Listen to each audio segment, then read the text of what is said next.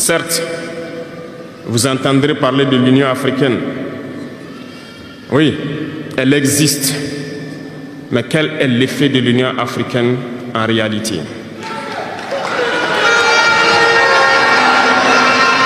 Nous ne pourrons pas parler d'intégration dans le thème et ne pas parler de l'Union africaine. Parce que c'est cette organisation qui devrait nous unir, créer l'intégration réelle.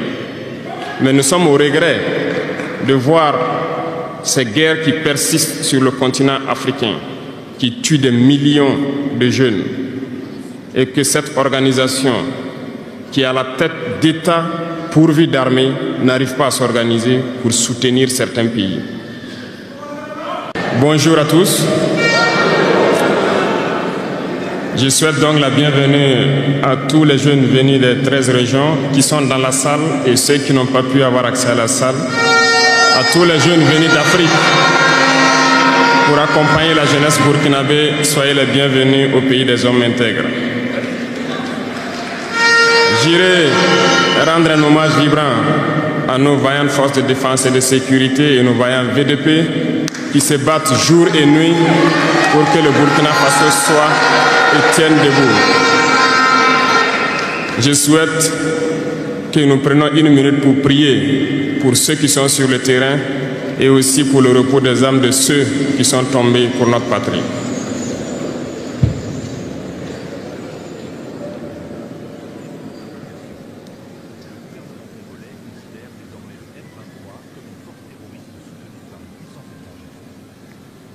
Je vous remercie.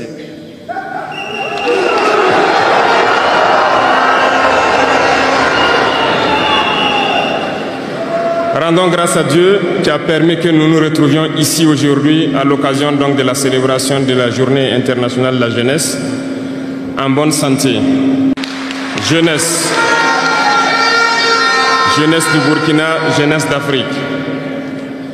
La jeunesse, cette phase de la vie où l'on a assez de force, assez d'énergie. La jeunesse, c'est l'époque où on n'a pas assez de temps. Nous devons profiter du temps qui nous est donné, utiliser l'énergie nécessaire pour atteindre nos objectifs, pour changer le monde, changer notre monde, changer le monde des autres, positivement. Les enfants souhaitent grandir pour être jeunes. Les personnes âgées souhaitent redevenir jeunes. Tout le monde veut être jeune. La jeunesse est une bénédiction. Alors profitez de la jeunesse pour faire œuvre utile. Voilà pourquoi quand je vois dans le thème choisi, les deux premiers mots nous interpellent. Intégration, sécurité. L'Afrique fait face à de nombreux défis. Et on doit se poser des questions. La jeunesse est-elle un atout ou un handicap pour le développement des nations?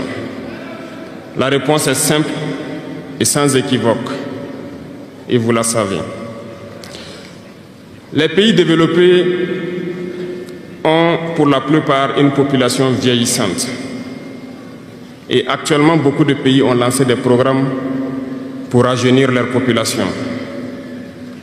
L'Afrique a cette chance d'avoir une population très jeune. Mais pourquoi l'Afrique n'est-elle pas développée?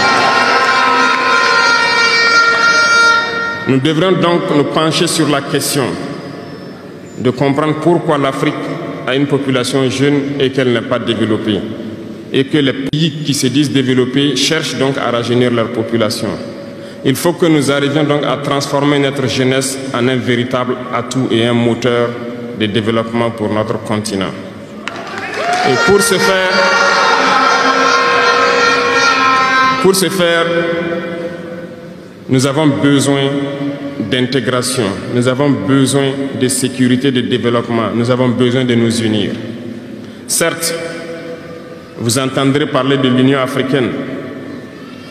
Oui, elle existe. Mais quel est l'effet de l'Union africaine en réalité?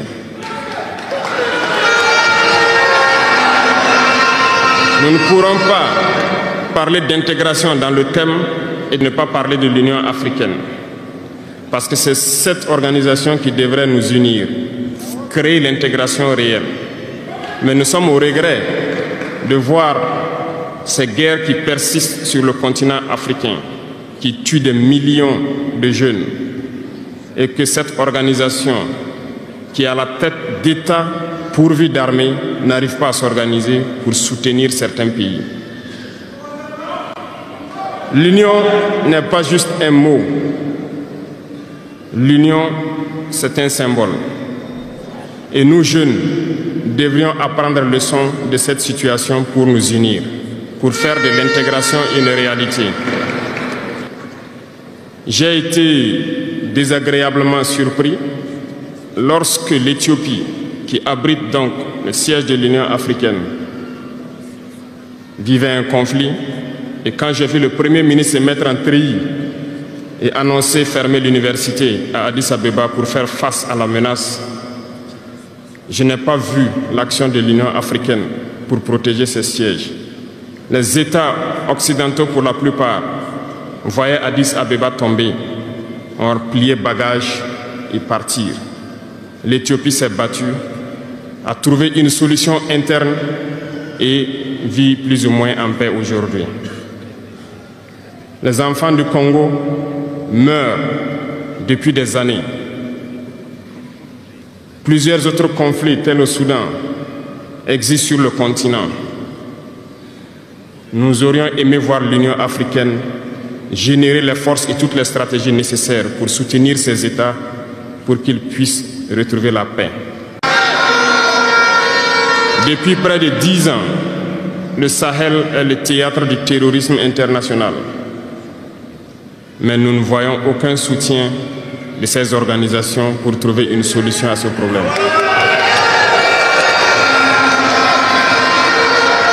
Pire, il y a quelques jours de cela, un pays étranger à l'Afrique a annoncé ouvertement avoir soutenu et participé à une attaque lâche, terroriste et barbare contre des forces de notre confédération à Tinzaouaten.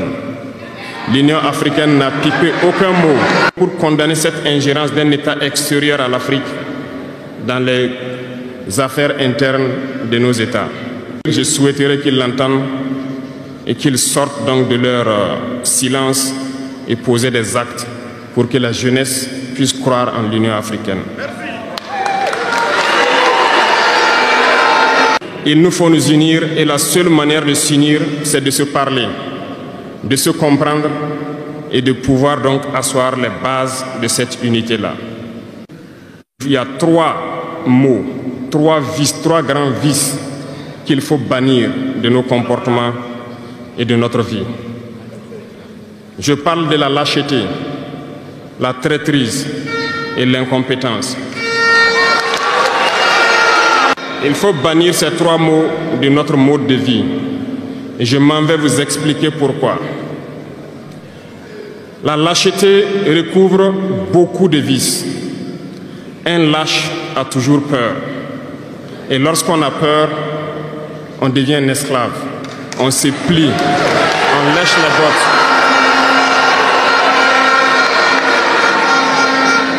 Nos ancêtres n'ont pas été lâches. Et si nous sommes lâches, nos enfants vont nous poser des questions. Imaginez qu'au Burkina, nous refusions de nous battre et nous acceptons de nous soumettre, de vivre l'esclavage. Demain, nos enfants grandiront. Ils se poseront des questions. Nos parents ont-ils été des lâches pour nous laisser dans l'esclavage? Que nous soyons vivants ou morts, nous allons le ressentir. Le lâche a peur. Et les impérialistes ont compris, ils essaient de faire peur aux leaders pour que vous soyez des lâches.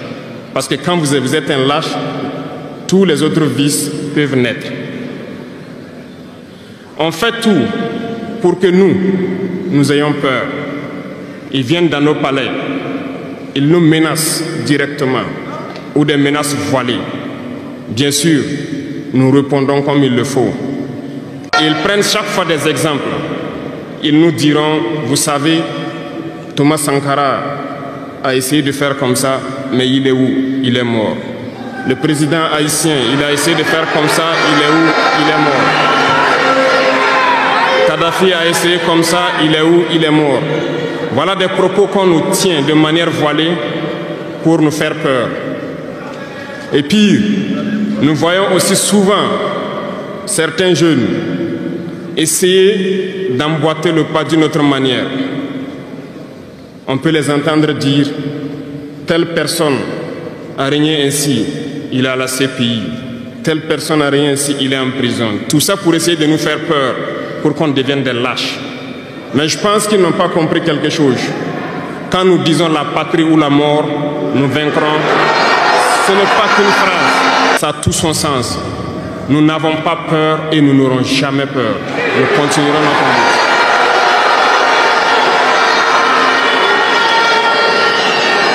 Ils ont fait peur sûrement à beaucoup de chefs d'État africains. Vous voyez, souvent quand on s'exprime ou lorsqu'on a l'occasion d'être dans certaines situations à l'extérieur, nous tenons souvent des propos pour interpeller les chefs d'État africains pour qu'on se réveille, prendre soin de notre jeunesse pour pouvoir amorcer notre développement réel. Nous sommes souvent mal compris. Certains ont riposté publiquement à nos propos parce qu'ils se sentent indexés. Mais je peux vous assurer, jeunesse, que lorsque nous nous retrouvons dans les couloirs, ces mêmes chefs d'État nous disent « Vous êtes sur la bonne voie, c'est ce qu'il faut faire pour que l'Afrique puisse s'en sortir. » Alors, nous leur posons des questions à savoir pourquoi vous ne faites pas comme nous, pourquoi vous ne nous accompagnez pas. Certains nous disent qu'ils ont les mains liées, certains nous disent qu'ils ne peuvent pas. Chers aînés, chefs d'État africains, du haut de cette tribune, donc, je souhaiterais dire que les peuples africains sont les peuples les plus pacifiques. Lorsque vous reconnaissez un tort, il faut le dire au peuple. Que nous n'ayons pas peur demain de sortir et dire au peuple, nous nous excusons, nous avons été compromis, nous avons des biens mal acquis, on nous a compromis par plusieurs choses et que nous demandons pardon et nous revenons sur la bonne voie. Et de commencer à travailler réellement pour l'indépendance de nos États et notre émancipation. Et je pense que c'est possible. Si nous restons dans cette posture de peur, nous serons lâches. Et l'histoire nous jugera. Nos enfants poseront des questions, nos petits-enfants poseront des questions. Nous sommes en train d'écrire l'histoire, il n'y a pas de place pour la lâcheté. Si nos ancêtres avaient été lâches, nous ne serions pas là. Souvenez-vous, je vous prends un exemple des peuples Bamileke et Bassa, je vais parler des Camerounais. L'Union des populations du Cameroun, qui depuis les années 50 a commencé une lutte implacable contre les colons. Mais ils ont été massacrés. Les armées coloniales françaises en son temps ont déversé des bataillons d'infanterie, des chars, des hélicoptères, ont anéanti des villages entiers. Les tortures les plus inhumaines ont eu lieu en cette période. Vous pourrez faire des recherches sur ce qu'ils appelaient la balançoire ou le bac à ciment.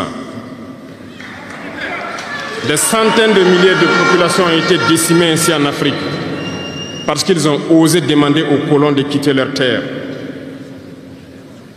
Ça a abouti à une guerre civile qui a duré plusieurs années.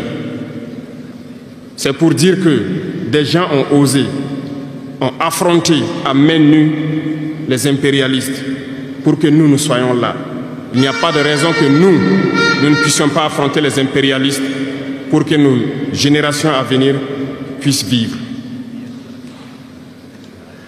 Il y a beaucoup d'exemples à travers l'Afrique d'hommes courageux qui ont refusé d'être lâches, qui ont combattu, qui ont fait face. Eh bien, soyons dignes de ces gens. Nous sommes leurs descendants et soyons dignes d'eux. Un lâche ne peut pas être digne. Ne soyons pas lâches, jeunesse africaine. Parce qu'un lâche est toujours un traître. Et ça va de pair. Ils essaieront de nous faire peur pour que nous soyons lâches. Et si nous sommes lâches, nous allons trahir. Il faut bannir la traîtrise de nos habitudes. Des Africains ont été traîtres pour que la traite négrière réussisse en Afrique. C'est parce que des Africains ont été traîtres que la colonisation a pu tenir en Afrique. Interrogeons l'histoire, nous le verrons. Patrice Lumumba a été trahi parce qu'il a osé tenir tête. Et ces mêmes télévisions belges sont venues au Congo pour quelques billets tendus à des individus au Congo pour une interview, pour contenter leur population. Et vous avez pu suivre ça. Lumumba nous dérangeait. Il est mort, on est content. C'est de la traîtrise. Beaucoup d'autres héros sont tombés pour que nous soyons là aujourd'hui. Et c'est une technique de l'impérialisme, de faire peur aux autres en menant des actions pour réellement créer la terreur. Ça n'a pas commencé aujourd'hui. Je vous prendrai l'exemple d'un guerrier qui s'est battu, Victor Biakaboda. Lisez, vous comprendrez. Il est issu d'une famille de chefs, pas de la chefferie donnée par le colon. Il était un enfant digne. Il a fait ses études au Sénégal. Il est venu médecin en Guinée. Et lorsque le RDA a été créé, il a rejoint la Côte d'Ivoire pour mener le combat contre les impérialistes, contre les envahisseurs, contre le colon. Il a essayé d'organiser la société ivoirienne. Partout, les gens ont commencé à porter la voix. Il y avait en son temps un général Péchou qui a fait massacrer les populations ivoiriennes pour que jamais cet esprit de liberté ne puisse germer. Il a continué son combat aux côtés de Félix Houphouët-Boigny. Ils ont lutté, mais le plus virulent était Victor Biakaboda. Il représentait une menace pour les impérialistes. Qu'ont-ils fait? En plus de massacrer les populations qui manifestaient, un soir, ils l'ont tué de manière atroce à côté de Boisflé. Quelques heures après, lorsque les populations de Dimbokro ont entendu l'assassinat, ils ont marché, ils ont manifesté, ils ont été massacrés par l'armée coloniale. L'histoire est têtue, les faits sont là. Après sa mort, qui a fait peur à Félix Houphouët-Boigny, ils l'ont appelé et il dit: si vous continuez la lutte, vous connaîtrez le même sort. Il a eu peur et il s'est rallié à l'impérialisme. Il a été nommé ministre en France et plus tard il est venu prendre les rênes de la Côte d'Ivoire. Et ils l'ont utilisé pour éliminer beaucoup d'autres personnes qui osaient lever la voix. Et je pense que Thomas Sankara est un bel exemple.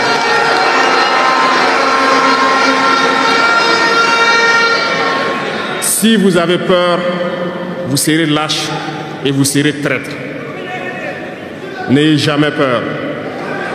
La lutte doit continuer. Il y a beaucoup d'autres exemples à travers le monde. Et il y a ce phénomène qu'ils ont aussi utilisé depuis belle lurette et qu'ils continuent d'utiliser. Voyez-vous, certains individus, par exemple, se sont retrouvés dans d'autres pays et créé soi-disant un gouvernement parallèle au gouvernement du Mali. Vous avez entendu cette histoire. Ce n'est qu'une technique qui a existé dans le temps. Je vais vous prendre l'exemple de Ahmed Chalabi, l'Irak. Ce professeur de mathématiques qui a même été dans le gouvernement irakien a été récupéré par les impérialistes et il a formé ce semblant de gouvernement parallèle à l'Irak, aux États-Unis. Et on l'a utilisé pour être donc le mouton de sacrifice.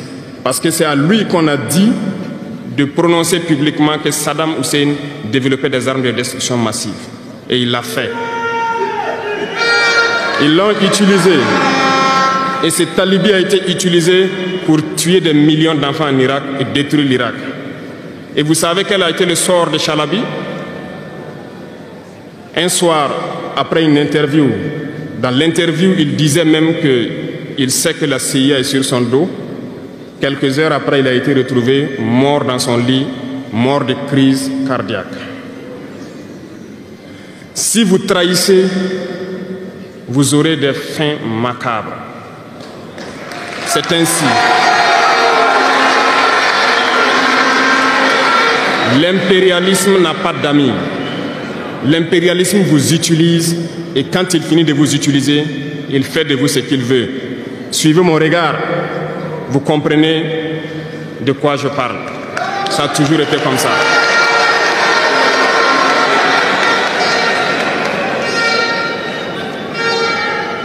Le troisième vice, c'est l'incompétence. L'incompétence est un phénomène très dangereux qu'ils ont utilisé pour détruire la société africaine. Dans nos administrations, il y a beaucoup d'incompétence. Reconnaissons-le. Les incompétents ont beaucoup de place à côté de l'impérialisme. Parce que les incompétents peuvent plomber le développement d'un pays. Les incompétents peuvent vous amener à douter de vous. Les incompétents aiment la facilité. Les incompétents aiment tout pour eux seuls. Les incompétents n'aiment pas ceux qui sont compétents. Ils n'aiment pas ceux qui innovent, ceux qui cherchent. Les incompétents sont dangereux. Lorsque vous êtes éclairé, l'incompétent ne vous aime pas. Lorsque vous voulez innover, l'incompétent ne vous aime pas. L'incompétent sait reconnaître celui qui est compétent et il va le combattre jusqu'à son dernier souffle parce qu'il a peur de celui qui est compétent. Cherchez la connaissance et travaillez dur pour être compétent. Bannissez l'incompétence. Parce que, à travers les distractions qu'on veut nous faire adopter, on devient incompétent. Je vous prends un exemple. Les réseaux sociaux sont les lieux de publication des informations aujourd'hui. Les gens s'informent à travers Internet et beaucoup de choses. Un jeune qui publie sur les réseaux sociaux un article sur sa ferme ou un projet agricole ou un projet scientifique, je suis jeune, je connais les termes. Il n'aura pas peut-être 1000 vues. Mais un jeune qui publie sur des futilités, il a des millions de vues.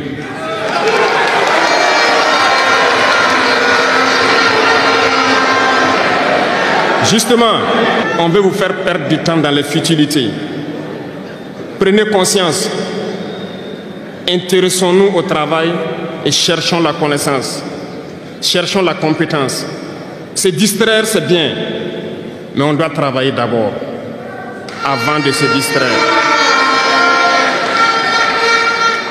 Cherchez la connaissance, sinon vous perdrez du temps à ne rien faire. Et la jeunesse, c'est l'époque, c'est la période où il faut exploiter son temps à bon escient. Les impérialistes le savent. Voilà pourquoi ils vont multiplier tout ce qui est événement de distraction. Ils vont multiplier tout ce qui est événement qui peut vous détourner du travail pour que vous soyez des incompétents. Et en ce moment, quand vous êtes endormis, on choisit les incompétents pour diriger tout ce qui est structure importante. Et vous n'avez le choix que de vous plier. Ne soyons pas incompétents, cherchons la connaissance. Les incompétents se cachent souvent derrière des mots. Ils emploient les termes de démocratie, de liberté, sans se rendre compte de quoi il s'agit. Camarades, la démocratie est un état d'esprit, autant que la jeunesse est un état d'esprit. C'est soi-disant démocrate, mais regardez le monde. Comment est-ce qu'on peut vouloir imposer la démocratie en tuant des millions de personnes? C'est de la dictature, ça, ce n'est pas de la démocratie. Ça ne s'impose pas. Ceux-là qui se disent démocrates, mais regardez, nous avons vu des scènes où on a empêché des gens de rentrer dans des assemblées. On a vu des scènes où des forces ont débarqué dans des assemblées pour obliger les députés à prendre des textes. On a vu des scènes plus terribles que ça, où les gens tuent leurs manifestants. Mais eux, ils s'appellent démocrates et nous, on nous appelle donc des putschistes. Si c'est ça la démocratie, je répète, nous ne voulons pas de cette démocratie.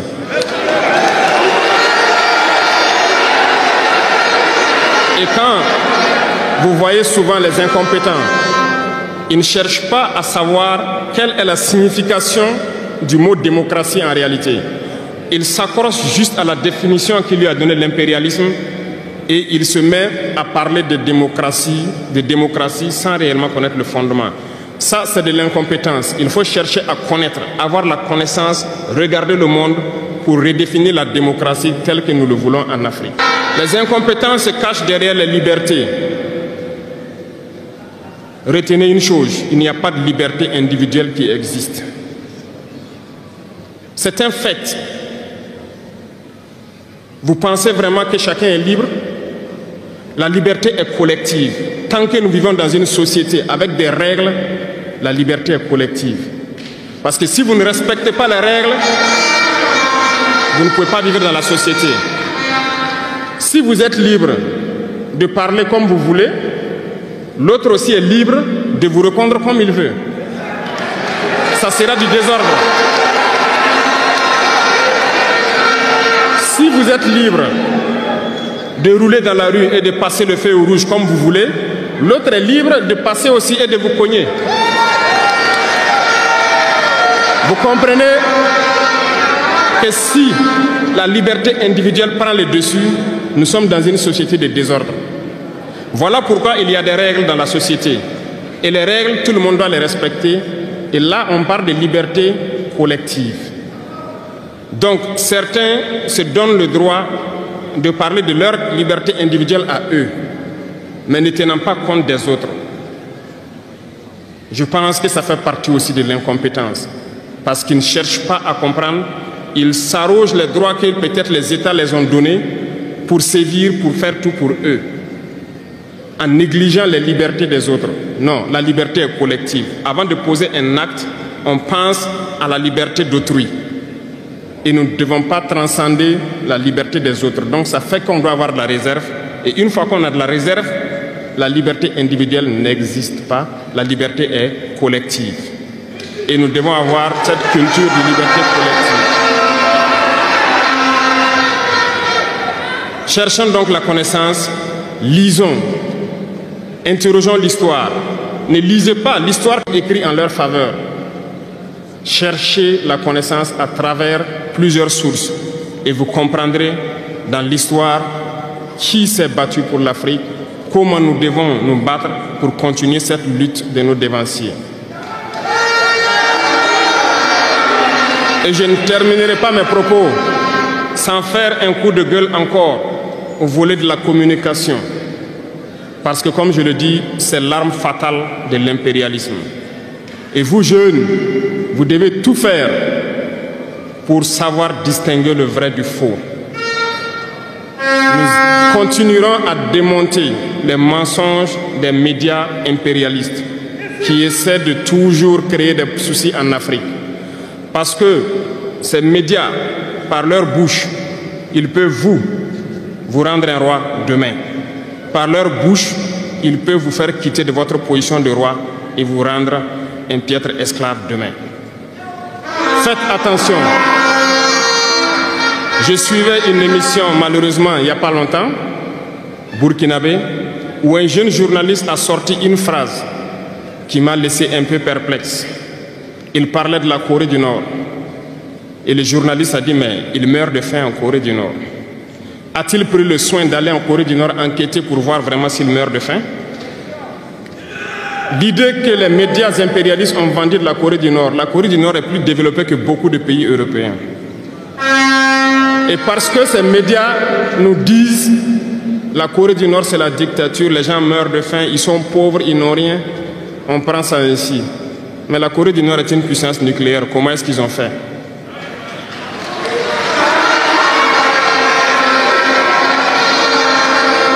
Faisons attention à la communication.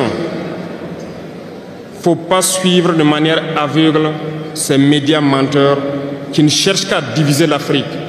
C'est logique, ils se battent pour les intérêts de leur peuple. Et l'intérêt de leur peuple, c'est que l'Afrique soit divisée. Alors, jeunesse du Burkina, jeunesse d'Afrique, il faut qu'on s'unisse. Il faut bannir la lâcheté, il faut bannir l'incompétence, il faut bannir la traîtrise et tous les vices dans nos sociétés. Je vous invite à repartir encore lire, à se mettre au travail pour que l'Afrique que nous voulons, autosuffisante, soit une réalité. Pour que l'Afrique que nous voulons pour un développement harmonieux soit une réalité. Parce que je reviens sur votre thème. Il n'y a pas de paix et de sécurité sans développement. Les deux vont de pair. S'il n'y a pas de développement, il n'y a pas de sécurité. Parce que s'il n'y a pas de développement, la jeunesse va forcément se retrouver dans les vices. Et il n'y aura pas de sécurité. S'il n'y a pas de sécurité aussi, il n'y a pas de développement. Donc les deux doivent aller de pair. Intégrons cela dans nos combats pour que nous puissions nous battre et nous développons. Allons-y vers la production. Produisons suffisamment. Transformons sur place nos matières premières pour que ce soit bénéfique pour nos populations et envie d'exporter cela. La patrie ou la mort.